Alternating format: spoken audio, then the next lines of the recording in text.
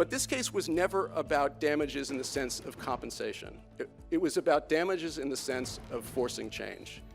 It was about damages in the sense of realizing the goals of these families to do whatever they can to help prevent the next Sandy Hook.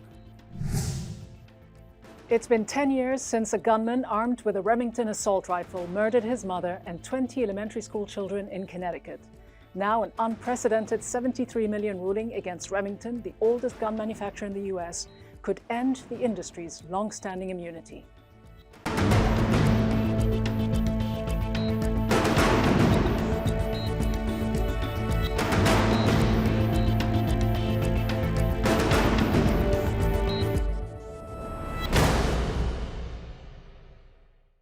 Hello, I'm Rida Fakhri. Welcome to the program.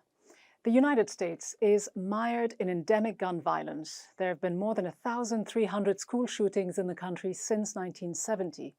More Americans died of gun violence in 2020 than any other year on record. And in 2021, there was more than one mass shooting a day. Now, there are more guns in private hands in the US than people. In fact, the US has the highest per capita gun ownership in the world, with around 121 firearms in circulation for every 100 residents. The US is also the largest manufacturer and exporter of guns in the world. And until last week's landmark judgment, American gun manufacturers have almost entirely avoided legal responsibility for how their weapons have been marketed, sold, or used. This is due to the Protection of Lawful Commerce in Arms Act, the PLCAA. Passed by Congress in 2005, it provides broad protections for gun manufacturers against legal liabilities for how their weapons are used. The law coincided with the expiration of a 10-year assault weapons ban in the US, enacted in 1994. Attempts to challenge the PLCAA and reinstate the assault weapons ban have thus far failed. Recent polls suggest that just over 50% of Americans support stricter gun laws, and half of those surveyed agreed there should be a nationwide ban on assault weapons. Joining me now is Sari Kaufman, a survivor of the shooting at the Marjory Stoneman Douglas High School in Parkland, Florida, that killed 17 students in 2018. Now a student at Yale University, she's a vocal activist for stricter gun laws. Sari Kaufman, as a survivor of an absolutely horrific school shooting 4 years ago, I cannot begin to imagine just how painful and traumatic it must have been for you when 17 of your classmates, school friends, and teachers were murdered by gunmen. Yet you've been one of the most vocal advocates for gun safety ever since.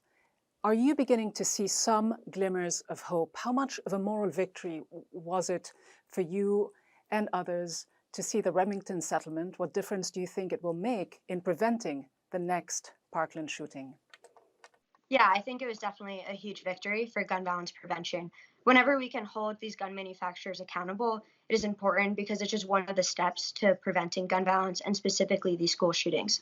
So especially after coming back to school and seeing desks empty in my classrooms because some of my friends passed away in the shooting, and now seeing that a gun manufacturer in Sandy Hook was held accountable, I now have hope that the gun manufacturer of Parkland, Smith & Wesson, is now held accountable too. How much will significant change depend on holding these gun manufacturers accountable? How much of it will depend on a significant shift in public opinion that will force policy action at the state and federal level? Yeah, well, right now, a lot of the public supports background checks and red flag laws. More than 90% of Americans support background checks on the federal level. So there's a lot of public support for gun violence prevention policies that need to be passed on the federal and state level, but then also holding the private corporations accountable. I think both of those are going to be great ways to decrease gun violence, not just school shootings, but even everyday gun violence, suicides, and unintentional shootings.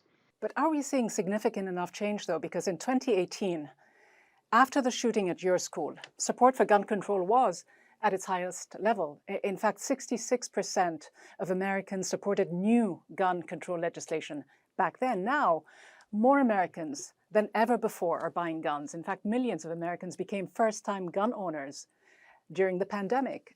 Are you surprised that in 2022, according to a new poll, over 60% of Americans support enforcing current gun laws instead of passing new, stricter gun control laws?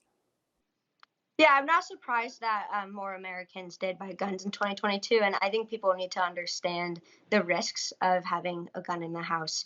And especially because school shootings, a lot of times the students get their guns, 76% of the students get their guns from the home. So making sure that parents are keeping their guns secure and storing them correctly is going to be really important as more Americans are buying guns. And the statistics are absolutely startling. Close to 50,000 people have died of gun violence since President Biden has been in office. It's one of the many startling facts on US firearm deaths in the last year. Why is it getting so out of control, and how do you stop it? Because the president has called on Congress to pass new gun control legislation.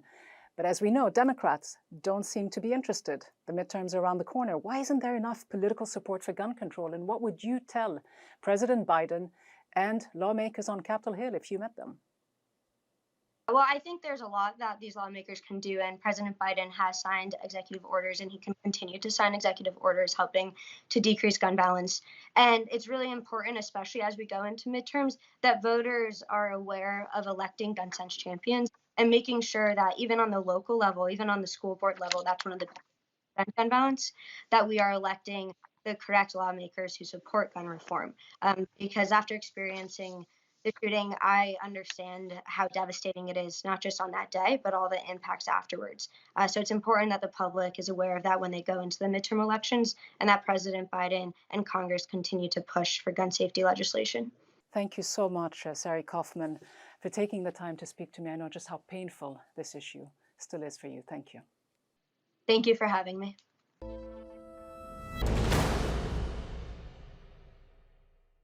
Despite efforts by gun control activists like Sari Kaufman to enact stricter laws and force policy action by the US government and the Congress, the pro-gun lobby remains highly influential. But could the historic multi-million-dollar settlement against a leading US gun manufacturer be a game changer? Does the Second Amendment of the US Constitution that guarantees the right to bear arms and several laws passed at the state and federal levels protect gun makers and offer them legal immunity from prosecution? Joining me now is Dave Workman, Communications Director with the Second Amendment Foundation, an organization that supports gun rights. Dave Workman, we just heard from one of the young survivors of a mass school shooting in Florida in 2018, where an AR-15 assault weapon was used to gun down 17 students and teachers. Now, Remington, the maker of that AR-15 rifle, which was also used in another school shooting at Sandy Hook about 10 years ago, has been forced to pay $73 million as a result of the lawsuit brought by the families of 9 of the 26 victims of that shooting. Many gun control, gun safety advocates are hopeful that the gun industry will finally face legal liability for promoting the sale of these weapons. Is this long overdue? Well, no, and I think we need to clarify something. Remington, which no longer exists as a corporate entity, didn't make any arrangement at all. It was 4 insurance companies that represented the former company. The insurance companies settled. Remington isn't even around anymore to settle. So, that's a myth, I think, that's being created by people to give the impression that the firearms industry somehow settled this lawsuit, and the firearms industry didn't do any such thing. But even if Remington no longer exists, and it has gone bankrupt in the last few years, what the settlement has done is prove that even with the strong special protections in place, gun manufacturers can and will be held accountable, that guns are being marketed in irresponsible, some would say unlawful ways to troubled young men who end up committing some of these massacres. Do you agree? No, I don't. I don't see how this particular case has any impact at all on the firearms industry. The Protection of Lawful Commerce in Arms Act is still fully intact. It's still the law of the land. I know that Joe Biden would like to have it repealed. He's probably going to get a pretty hard fight over that on Capitol Hill. He hasn't been able to move that ahead so far. as far as But hold on, even if that is the case, though, Dave Workman, I mean, clearly what we've seen in this case is that gun manufacturers and the financial institutions that facilitate some of the work they do is being taken to task. I mean, President Biden himself said this about the settlement. He said, while it does not erase the pain, it does begin the necessary work of holding gun manufacturers accountable for manufacturing weapons of war and irresponsibly marketing these firearms. I mean, the reality is that these gun makers are putting profits above any other consideration. Why shouldn't the gun industry as a whole be exposed to more scrutiny like every other industry? well, the firearms industry is still liable for defective products, and it can be sued for turning out products that simply don't work or that cause injuries that they knew through defective production. Well, we're not talking about defective products. We're talking about these assault weapons being used to murder school children. Well, look, you're turning this into an argument that doesn't have a resolution. If you would step back from the gun, just forget guns for a minute. Apply the same logic to the automobile industry here or in Great Britain or anywhere. Say somebody, a third party, steals a car and runs over a bunch of people. Are you going to sue the car manufacturer? That makes no sense at all. And that's really why all of industry is paying attention to this. In the firearm really. But that isn't the same, though, is it? Well, it's the issue. What this lawsuit accused Remington, and by extension the gun industry, is that it is marketing some of these weapons that are designed for battlefields to young people, troubled young people who shouldn't be anywhere close to them. I mean, for years there's been zero accountability. No liability. Another mistake here. The firearm that we're talking about was not designed for the battlefield at all. It may look like it, but that's not a military firearm at all. And as far as the marketing, remember that the shooter at Sandy Hook did not buy that firearm. His mother bought that firearm.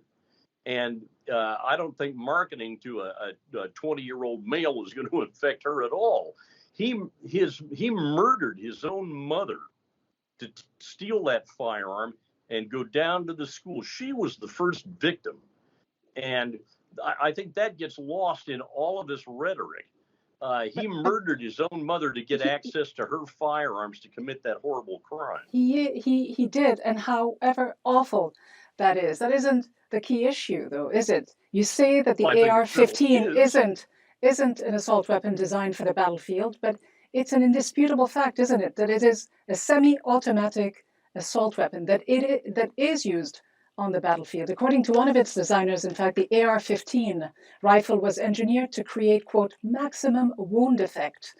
AR-15s were used in 6 out of the 10 deadliest mass shootings in the last decade.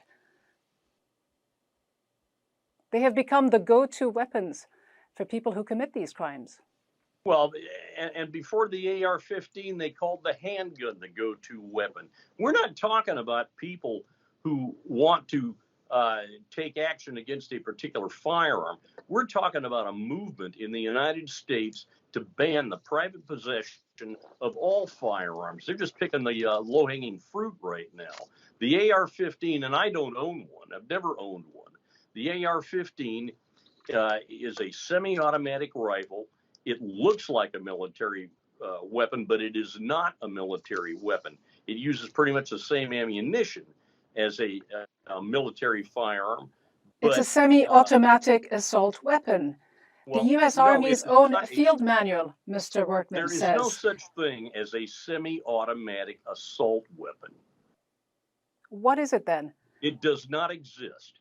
An assault weapon is a selective fire weapon. You can fire full or semi-automatic. Usually it's full automatic or a 3-shot burst. You can't do that with an AR-15 or any other commercially available civilian version. You simply can't do that. What would you call this rifle then? What would you call it? How would you describe it?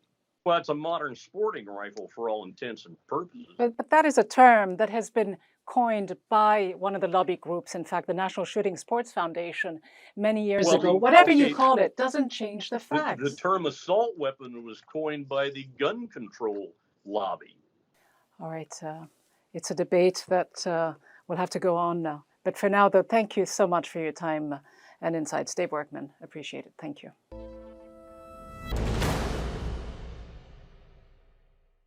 Now, America's endemic gun violence isn't confined to the US. It also bleeds across the border to Mexico and other countries. According to data collected by the US government, around 70% of firearms recovered each year by Mexican authorities can be traced back to the United States. Mexico has seen a significant increase in gun violence and homicides since the expiration of the US assault weapons ban in 2004. Last August, the Mexican government filed a lawsuit in US federal court against 10 US gun manufacturers seeking $10 billion in damages.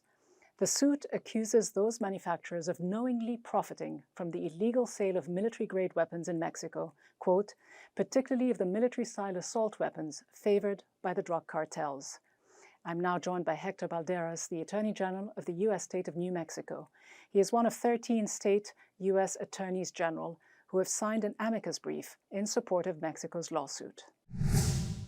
Attorney General Balderas, looking at the recent settlement between Remington and the families of the victims of a school shooting in the United States, quite unprecedented, quite historic.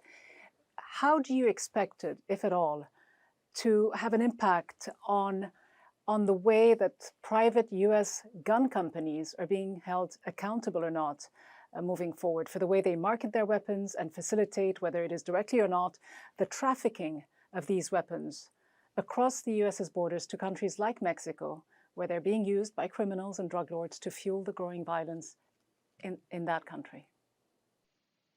Well, truly the settlement and some of the litigation decisions that led up to the settlement really is a game changer in terms of giving extra rights to consumers, safety advocates, and more importantly, it really gives states an ability to defend its own people and enforce public safety values in our own marketplace.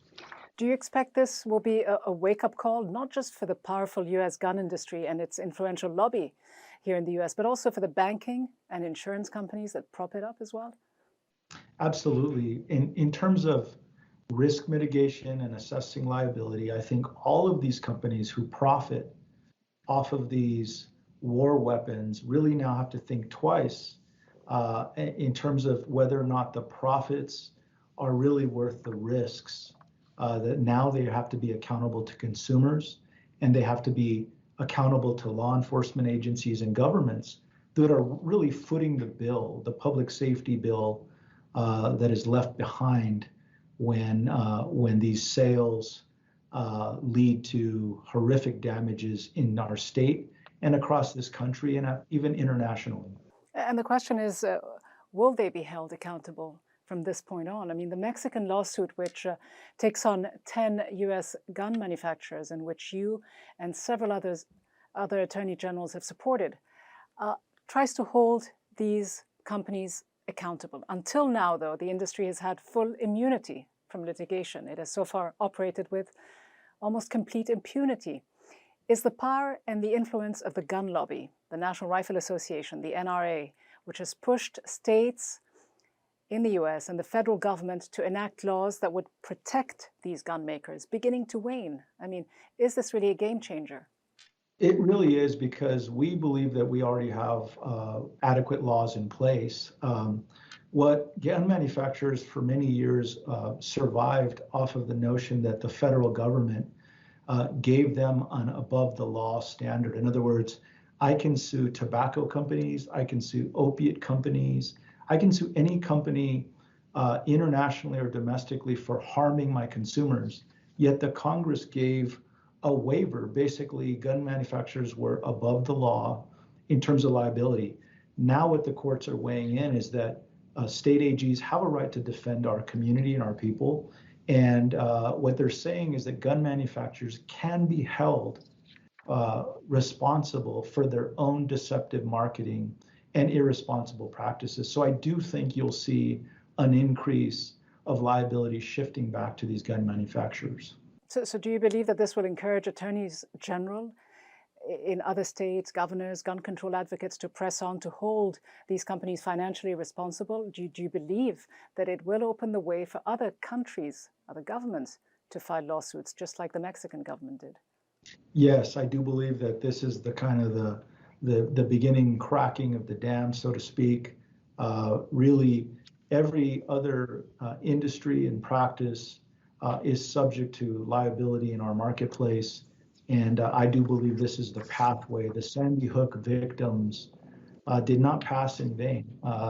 That really this courageous litigation is really going to lead, really, I believe, to bringing more justice in the courtrooms across the land. And according to this Mexican lawsuit that you have signed on to in an amicus brief, these firms have designed and marketed military-style assault weapons to appeal to the cartels and other criminal outfits in Mexico. Colt, the gunmaker, for example, quote, according to the lawsuit, does not even try to hide its pandering to the criminal market in Mexico, the government of Mexico alleges. And every year we know about 500,000 guns.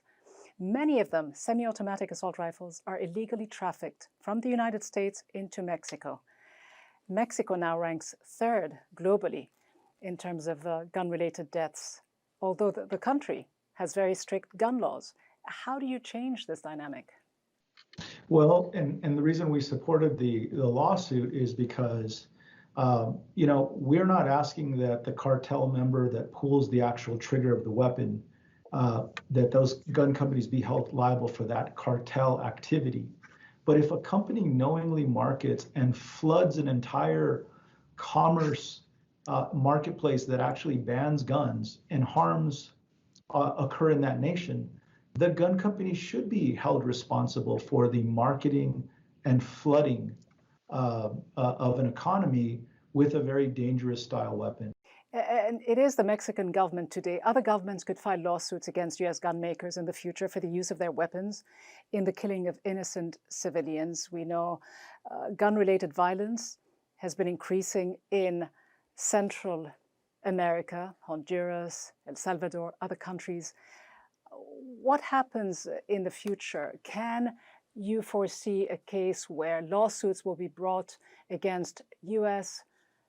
Weapons makers for the killing of innocent civilians, whether it's in Mexico or any of these countries, or in Yemen or anywhere else where U.S. weapons are being used in a way that kill many, many innocent civilians? Or is that simply too far-fetched? No, I do think if you look throughout the history of the justice system, it is many times the first wave of defense for an unlawful profiteer or a practice that needs to be banned or prohibited is that they don't get hauled into court. And for many generations, these gun manufacturers could actually keep their cases out of court on these immunity notions that the federal government have provided. So that's what's so historic about this, is that it now at least allows communities to bring these cases into court and not get thrown out. And so I think you'll see an evolution of the history. I'm optimistic. The downside is this litigation takes many years. The Sandy Hook victims were murdered in 2012. And so now we're talking about justice 10 years later. But I'm optimistic and hopeful that you will see an evolution, that the courts have to allow these cases to proceed and at least provide safety interest, an ability to seek justice, and most importantly, hit these companies in the pocketbook. That's what I'm hopeful at some point we can bring these cases to a court of law. Hector Balderas, New Mexico Attorney General, really grateful to have you on the program. Thank you so much for joining me. Thank you.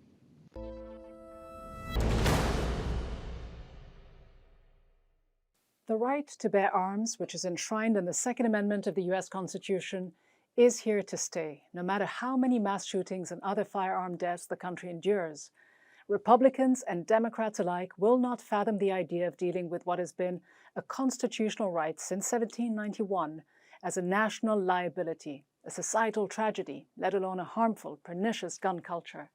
Inevitably, after each major school shooting, particularly when children fall prey to mass shooters, there's always a fair degree of outcry and lofty pledges.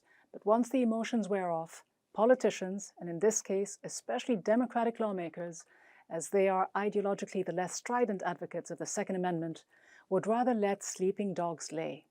Because the next election is always around the corner, even if a slim majority of Americans favor tighter gun ownership regulations.